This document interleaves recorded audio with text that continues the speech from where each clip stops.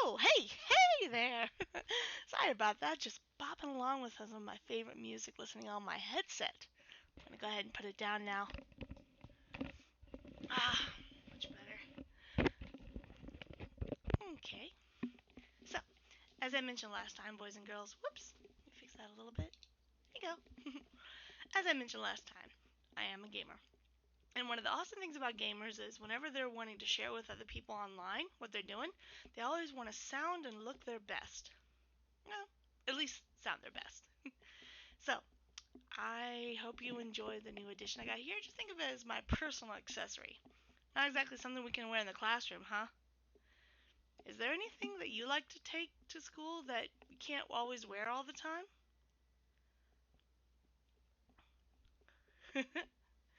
I understand that. That's how I feel about my headset. Every time I put it on, I feel like I'm at home enjoying my fun video game, and honestly, I think it looks kind of cool too. See? Am I styling yet? Alright. Well, Miss Mythril is glad to have you back, boys and girls. Today's activity is going to be, we're going to be making some little tiny finger puppets. But not just that, we're going to be using eggshell carton tops or bottoms to get them to stand up. So they can either be on your finger or they could be standing up on the egg carton shell. I look forward to that and hope you are too. Today's book is a very special book that we have here.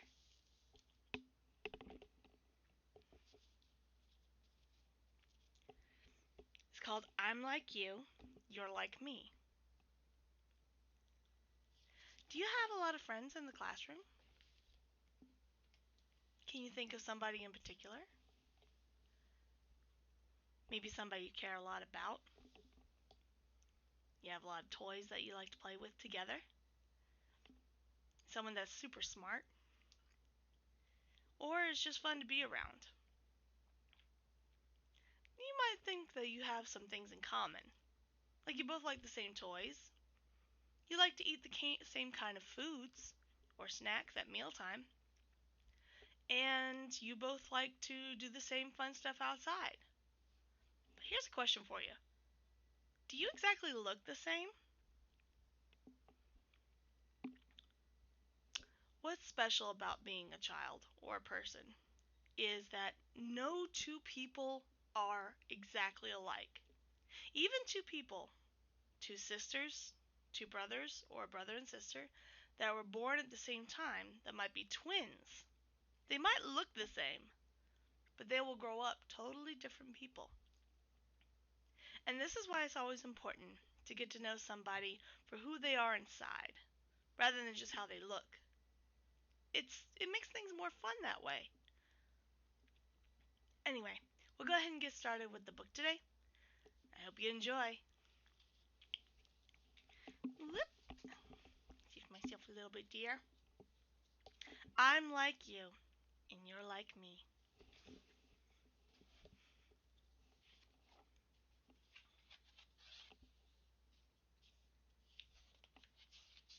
Oh, do you remember this page we were talking about the other day? The dedication page. A nice pretty oval, kind of like a picture frame, isn't it? The illustrator that made this page is very creative. It says, to Bill and August, who share my life, it's been a blessing to share in theirs. And to William A. Sorrells, M.D., for his invaluable knowledge and encouragement. Oh, okay. So the person that wrote this book had help to write the story in other ways. I wonder if this M.D., this William Sorrells, was their co-author. Wow, look at that. all the fun things in this picture? Look at all those children hanging out in front of maybe the school or in front of their house. What do you think? You and I are alike in many ways. We may be the same age, or live on the same street. We may even go to the same school or even have the same name. Oh yeah, so even our names can be the same sometimes. We are different from each other too. Our hair may be brown or blonde or red or black. Our eyes may be blue or brown or green. Our skin may be dark or light or in between.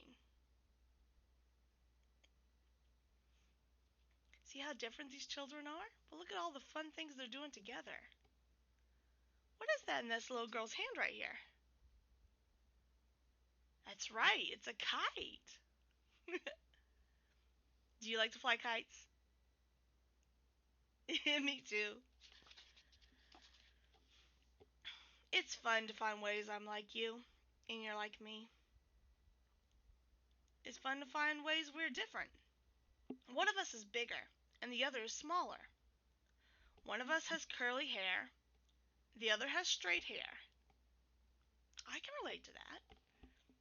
I've got curly hair. Well, when I was little it was very curly. Now it's a little bit more wavy these days.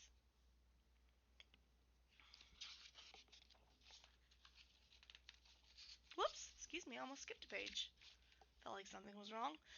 I like my body and how I look. My body is just right for me. Your body is just right for you, too. What is that they're doing in this picture together? That's right. They are playing in the water. It must be summertime. That's the only time of year you can go outside wearing your bathing suit when it's really, really hot. I was a baby once, and so were you. It's fun to look at our baby pictures. So how little we used to be. Oh, look at that. They're sharing the pictures of what they looked like when they were little.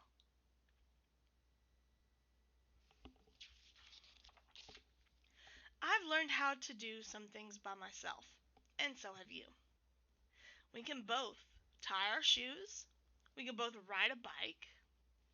We can both write our names. Looks like almost all of them have a bike there. Just one. Maybe he was late to the scene. Looks like he was too busy playing with the chalk.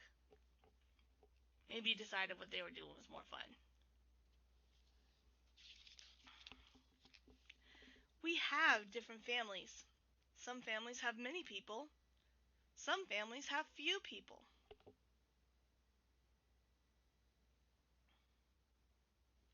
Look at all those tasty foods at that picnic they're having.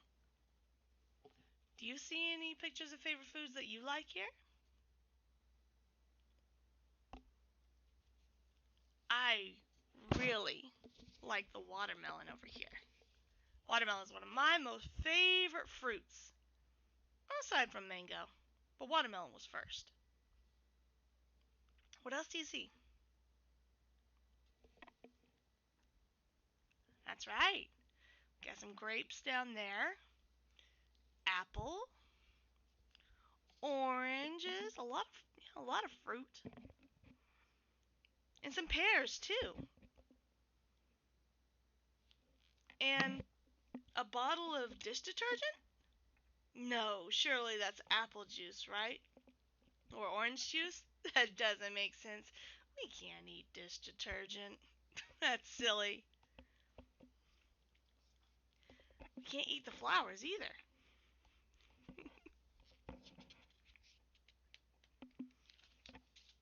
But they sure are pretty on the scene. They smell nice. We celebrate holidays and special days. Sometimes we celebrate the same holidays. Sometimes we celebrate different holidays. Sometimes we celebrate the same holidays in different ways. This is very true. As a matter of fact, we just had New Year's not very long ago. I learned that on New Year's, in China, they have something called the Lion Dance. It's a lucky dance that they perform that celebrates the New Year. It's a lot of fun. Even though we're different in some ways, we can enjoy being together. We can show that we like and welcome each other. We can learn to accept each other.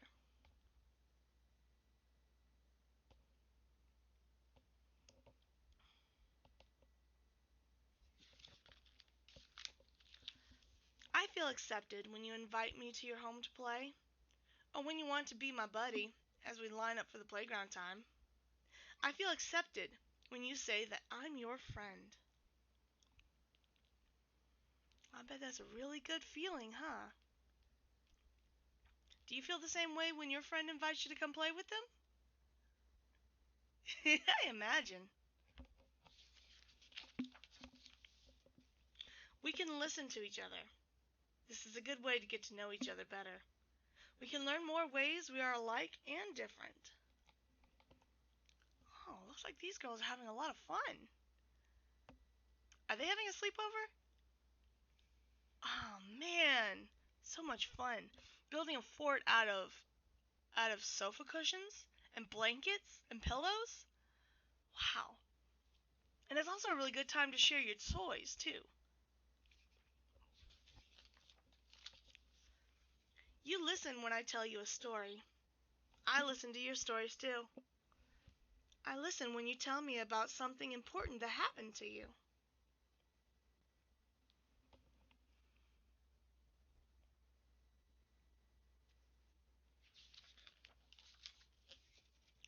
We can tell each other about things we like and things we don't like. We can try our best to understand each other. That's true, that's very important.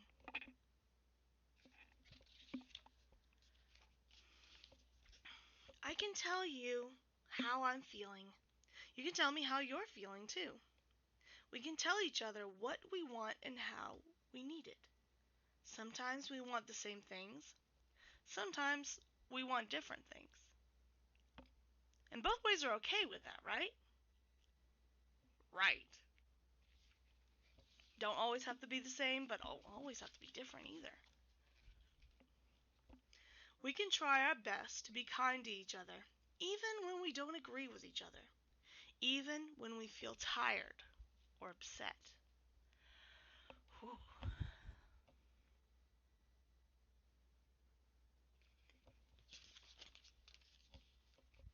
It's unkind to make fun of each other or call each other names. This is how feelings get hurt. Let's be nice instead.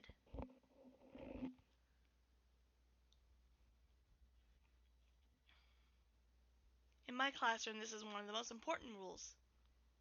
If you can't say something nice, it's not best to say anything at all. It's always nice to use your nice words the best.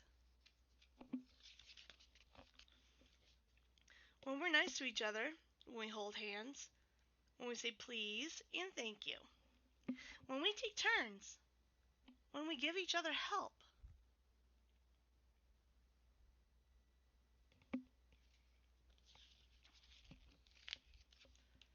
Sometimes we work together to get things done. We cooperate with each other. We cooperate when we build a sandcastle together. We cooperate when we play a game all the way to the end without fighting.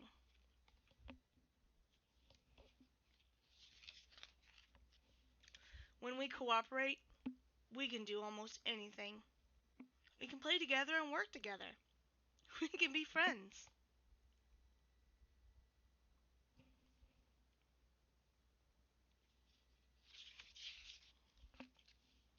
I'm like you, you're like me, but we're not exactly the same.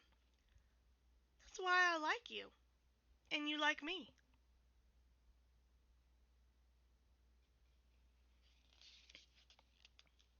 The end. That book seemed to have so many important points. I think it's very important for everybody, children and adults, to accept each other for who they are on the inside. It's not always easy. As the book suggested, sometimes feelings can get in the way of that. They can make us feel ways that we don't really want to feel, that make us say things that we don't really want to say. And that feeling is called anger. Sometimes it's fear. But no matter what, if we can be brave, and if we can count to 10 in our minds, just for a few seconds, and tell ourselves, I really want to learn about this person. I want to give them a chance and learn more about them. And sometimes that could be kind of like a seed that grows into something amazing. Let me tell you.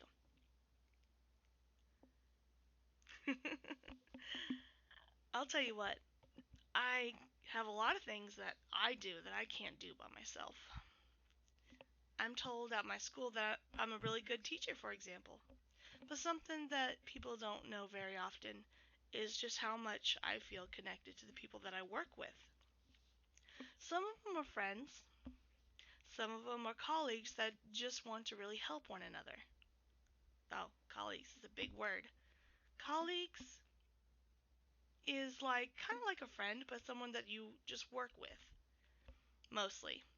I've made some friends there, but no matter what, all the teachers are there for the same reason: to help children and help them have a better day when mommy and daddy are at work. Does that sound familiar to you? Maybe you have a special teacher in mind that's always there for you?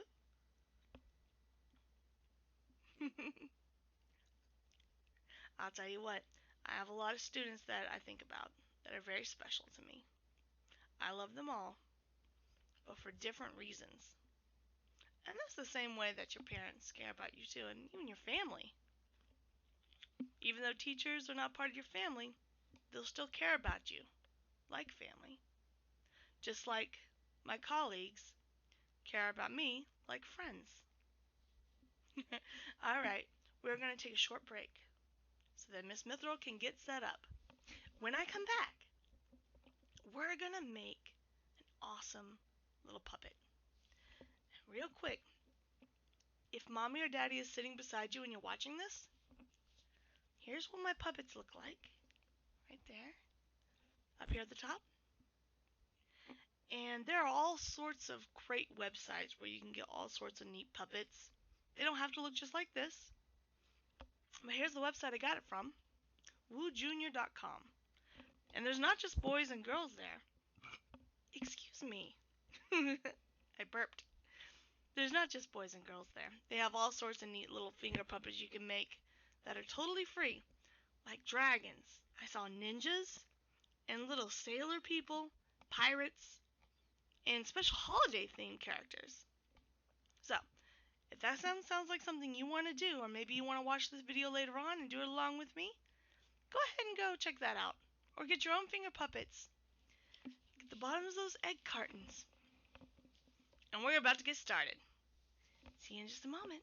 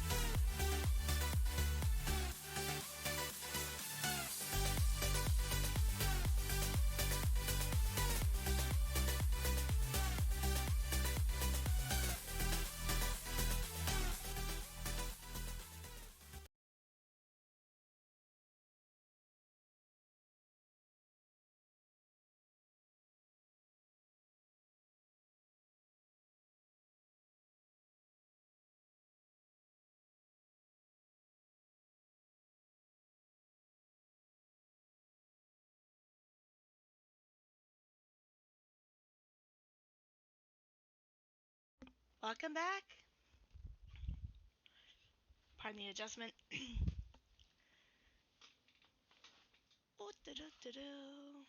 Okay, so today's activity is very simple.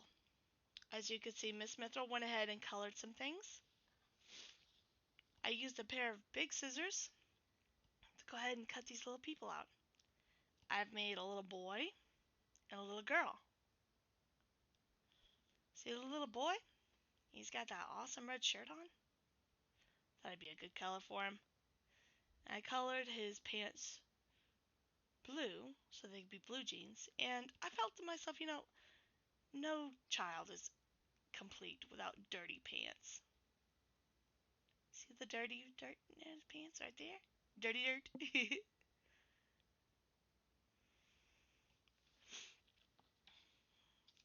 And see the little girl I made over here? Besides being a boy and a girl, are they the same or different? That's right, they're different. The little girl has slightly darker skin than the little boy. And she's wearing different colors than him. And what else is different about them? Yep, their eyes. The little boy has dark blue eyes, while the little girl has bright green eyes. And their hair is similar, which means almost the same, but not quite. The little boy has red hair and the little girl has pink hair. So the reason that we have this little band down at the bottom is so we can wrap them around our fingers if we were to make them actual finger puppets.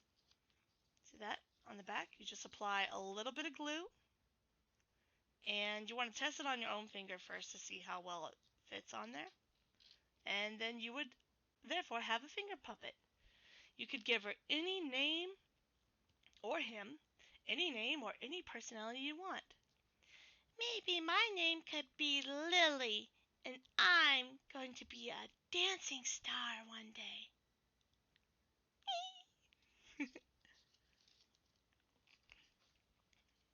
The little boy's not sure what he wants to do one day. All he knows is he wants to go out and play.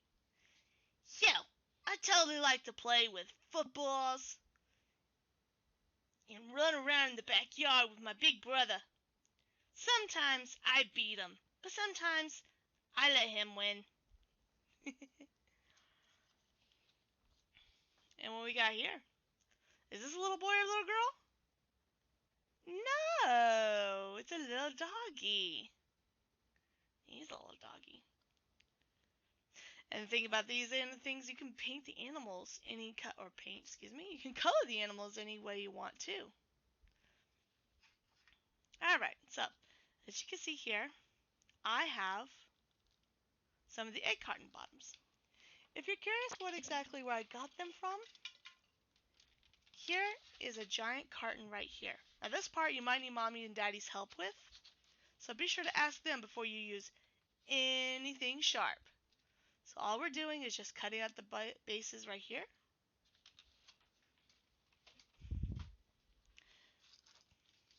And so, it looks like the lighting is able to show you. I have a small difference between these two. Do you see the difference? Yep. This one has a small cut in it at the very top. This one does not. So that way I can show you what it looks like afterwards and what it'll look like before. What I did was I used this really sharp knife. Now again, anything that's sharp you want to be sure to use mommy and daddy's help for, okay? So what you're going to do, this is actually kind of fun. If you put it down like this, just stick the knife on top like that, it makes a little pop sound. And then you got to bring it down, kind of like you were cutting butter. In my opinion, a plastic egg carton is a lot easier to cut. And you don't want to cut it all the way through, otherwise you'll just split it in half. You'll have to start over. See?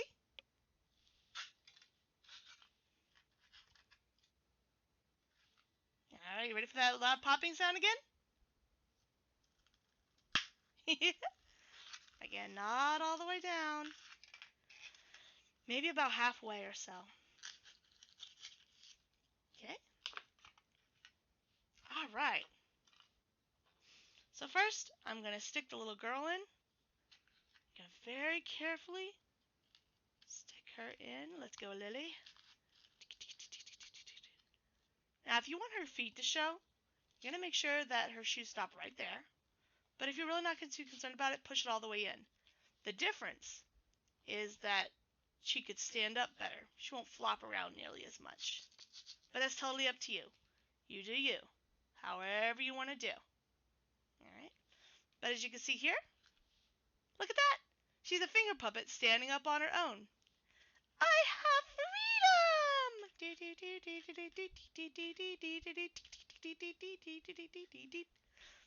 Well, no little girl is totally happy without a good friend, right? You know what? Lily has a name. How come this boy doesn't have a name? I think I'll call him Rufus. Yes, Rufus. That's a good little boy name, right? What you think? Yeah, well, I'm Rufus. What's something that you like to do? I like to play with dresses. Dresses? Not really my thing. Oh, well then, how about jump rope? Now that is something I could get on board with. Absolutely. Well, we're gonna need to find us a jump rope first. That's right. Where can we find a jump rope? You know what? Let me call my dog Spotster. Oh, Spotster! Oh no, Spotster! You don't have your stand up yet. Oh, that's okay, I'll help him. Thanks, Miss Mythril. You're the best. Alright, Spotster. In you go. Oh, hold still, buddy. Hold still. I know you're excited. There you go. Alright. Well, it looks like our three friends are ready to play. So we're going to go ahead and say goodbye to them now. Bye-bye.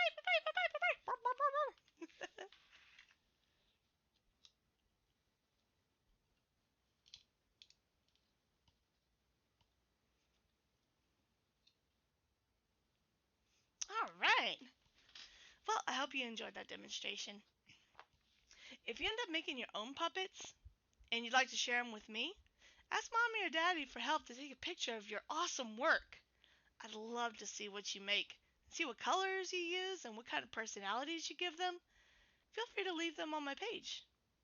I'd be glad to see them. Alright, so this just about concludes the end of our stream.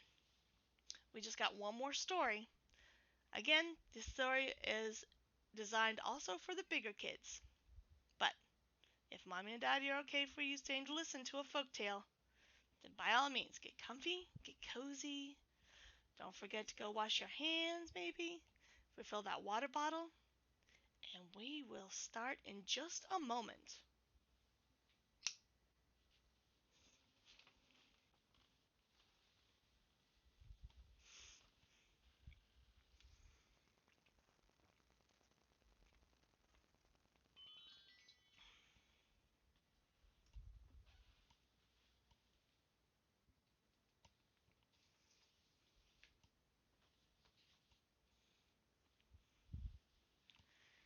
What? Okay. Just like with Monday's story, do you remember the name of the story by any chance? The Serpents and the Porcupine. That's right. Today's story is going to be just about as long. And again, if there are any pictures, I'll be glad to share them with you. Some of these pages don't have pictures, though. We're going to use our imaginations. Sarah's Luck. Once upon a time, a poor hunter named Sarah and his wife lived on the edge of a forest near the town of Galison. They had no children, and often they were lonely. But Sarah knew it was better to not have children until he was able to feed and clothe them.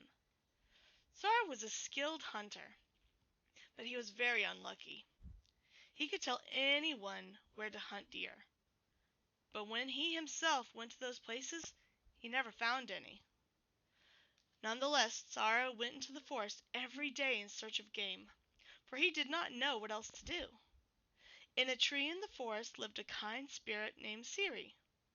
Siri knew Tsara was a good man. It knew that Tsara was loyal to his wife and that he did not destroy wild animals just for pleasure of killing. Siri decided that Tsara deserved some help. One day as Tsara approached the tree in which the spirit lived, he heard a voice speaking to him. "Tsara, Tsara, I have good news for you." Naturally, the hunter was frightened when he heard this, for he could see no one and he believed he was the only man in the forest. The voice continued, "Do not be afraid. I am the spirit Siri, and I live in this tree." Tsara looked at the tree, but he saw nothing unusual. "I must be going mad," he thought. "Trees do not speak. I am hearing voices. I must be going mad." But the voice continued, "I have watched you for a long time. Your bad luck has made me very sad. I want to help you as best I can, so I'm going to strike a bargain with you. Listen carefully to everything I tell you. Every morning you are to come to this tree. You will find a deer waiting for you. But you must tell absolutely no one that I will place a slash on this tree for each person that knows the secret." Suddenly there was a flash of lightning, and a strip of bark peeled off the tree, showing the white wood beneath. "See, there is one mark now for the one person who knows the secret, namely you. When 3 people know the secret, I will stop helping you. You will know how many know our bargain by looking at the tree. I warn you, when there are 3 marks on the tree, your good luck will end." With this the voice ceased, and although Tsara asked the tree many questions, he heard nothing more. Tsara returned to his home. The farther he walked, the less he knew whether or not to believe what he had heard. Finally he said, "I did see that mark, didn't I? Well then, I will see if it's true tomorrow. If it is not, I will know someone is tricking me. In the meantime, I will keep my part of the agreement." That night he hardly spoke a word to his wife. She wondered why he was so silent, but she thought, "It's because he's so worried. Every day he seems more unlucky than the day before.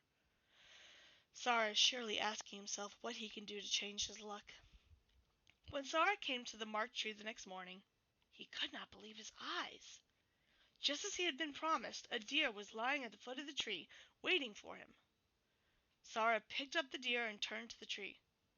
"Thank you, Siri, for this gift." There was no answer from the tree, and so finally Tsara began to walk back to his house. When he arrived at home with the deer on his back, his wife was delighted. "Where did you get that deer?" she asked. "From the forest," he replied calmly. "It seems my luck is changing. Perhaps this is my reward for patience."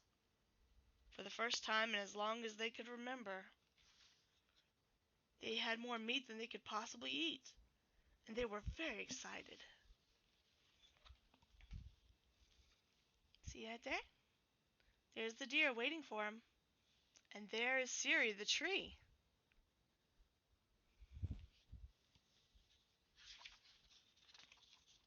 That night, Tsara and his wife slept happily. The next morning, Tsara went out to the forest as usual, and again he found a deer waiting for him by the tree with a mark. Again he thanked the spirit, but there was no reply. And so he took the deer and returned home. That day his wife asked him again, "Where did you get that deer?" Again he replied, "From the forest." The night again they ate that well. Tsara's wife could hardly believe her husband's luck. She thought, "We must be saving what he has hunted. We can take it to the village nearby and sell the meat. Soon we will no longer be poor, and people will not look down on us. They will admire the prowess of my husband." Every day Tsara went into the forest, picked up his deer by the marked tree. Every day he thanked the spirit, but he did not try to talk to it, for he knew he would have no reply. Every day his wife asked him, "Where did you get that deer?" And every day he replied, "From the forest." While Sarah's wife was delighted with their continuing good luck, she was also becoming extremely curious. She wanted to know exactly where all the deer were coming from. She tried to follow her husband into the forest, but she got lost. And still she kept asking. One day, before Sarah had cleaned the deer he had brought home, his wife looked at the animal carefully. There was no mark on the hide to show where the arrow had pierced the skin. That seemed strange to her. So she asked, "Sarah, how did you kill the deer? There is no mark where you left your arrow." Sarah showed no surprise when he was asked, though he was frightened by his wife's question. Quickly he replied, "I caught it in a trap." "Very well, that is how you caught it, but how did you kill it?" "The trap killed it." Sarah's wife looked again, more carefully this time, but she could not find any marks of any kind on the deer's hide. So she said, "But I do not understand. Where are the trap's marks on the deer's hide?" Sarah became very angry with his wife's insistence.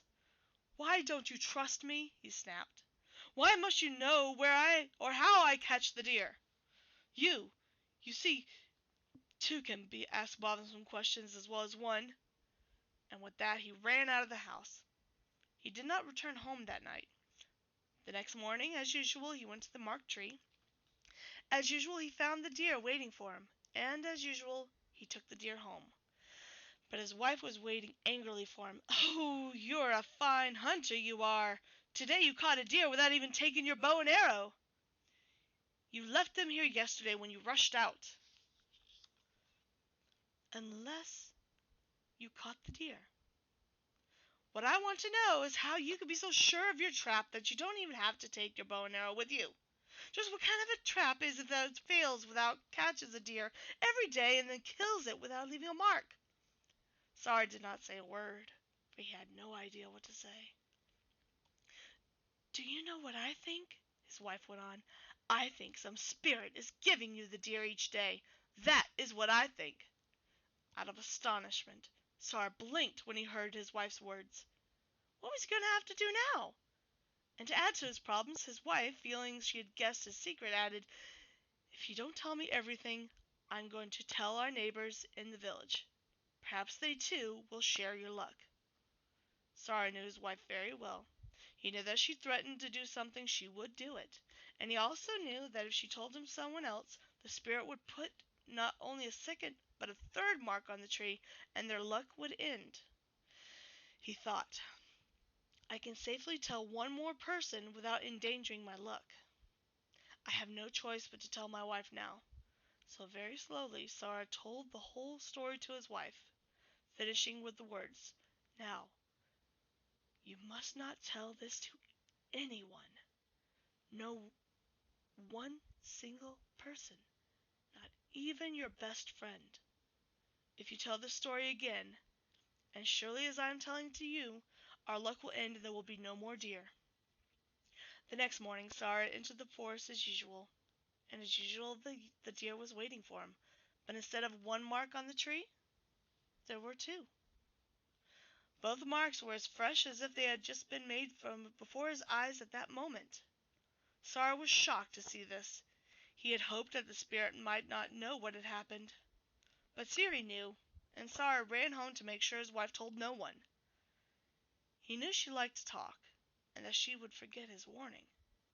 He feared that she would tell everyone in sight. When he reached home, he was surprised to discover that his wife was not there. The more he thought about it, the more he worried, and his wife at last returned. The first thing he asked her was, "Did you tell anyone?" "Of course not," she replied. "You told me not to tell anyone. And would I do what you said not do? Would I do what you said not to do?" Excuse me. Sarah was not certain, but what could he say? He did not sleep well that night. The next morning, when he went into the forest, he was filled with fear. His worst imaginations had been true. There was no deer waiting for him. At the very time he had been running home with the deer on his back the previous day, his wife had been telling his neighbor the whole story of the good luck. and she spoke the first treacherous word. There had been a flash of lightning in the forest, and a third strip of bark had been peeled off the tree. The story had been told for the third time. Siri knew, and Siri acted. When the spirit knew all these things, it was sad, but it had kept as part of the agreement. What more could it do? And so when Sarah found no deer that morning, but a third mark on the tree, he knew his wife had lied to him. He was too tired and angry to speak with her when he got home, but his wife asked him, "Well, Sarah, where's your deer today?" "Where's my deer indeed? As if you didn't know!" Sarah snapped. "Yesterday you lied to me. You said you had not told anyone, but you had. And now, just as I had warned you, there are 3 marks on the tree, and no more deer for us." Sarah's wife thought that he must have followed her the day before. She did not believe there were 3 marks on the tree. In fact, she pretended she had not told anyone. So Sarah said, "Well then, come with me to the forest." To be sure, when they came to the tree, the 3 marks were still there, as fresh as when they had first been made. Sarah's wife realized how foolish she had been, and she asked the spirit for forgiveness. But there was no reply. There was only the silence of the forest. And from that day until their deaths, Sarah and his wife were always poor. Ooh, that was a pretty deep story. Wow. What an important secret to keep. You know, as we talked about before, folk tales are a way to tell a story of how something has happened. Have you ever looked at a tree and noticed that there are little ripples or cuts in the tree? Little shallow divots that kind of looks like a cut? Yeah. I wonder if this story is explaining the innumerable, the very, very many, many, many, many, many, many deep cuts in trees when they grow. It's as if the story has been told over and over again. It went from that village, and the people in that village told other peoples in a different village, and then those people in those villages told it all over the world. Wow. Well, I suppose the moral of this story is know when it's important to keep a secret. Sometimes there's more consequence to it than you might think. Well, that's my time for today, boys and girls. Thank you. I hope to see you again real soon. I'll be back on Friday, 10 a.m. Our story for that day will be Rainbow's Landing by Steve Tiller. So if you have this story, be sure to join us, and you can turn the pages in the book with me. And I can't wait for you to see the activity we're playing. This time it's going to be a game, but it's going to be a surprise for now.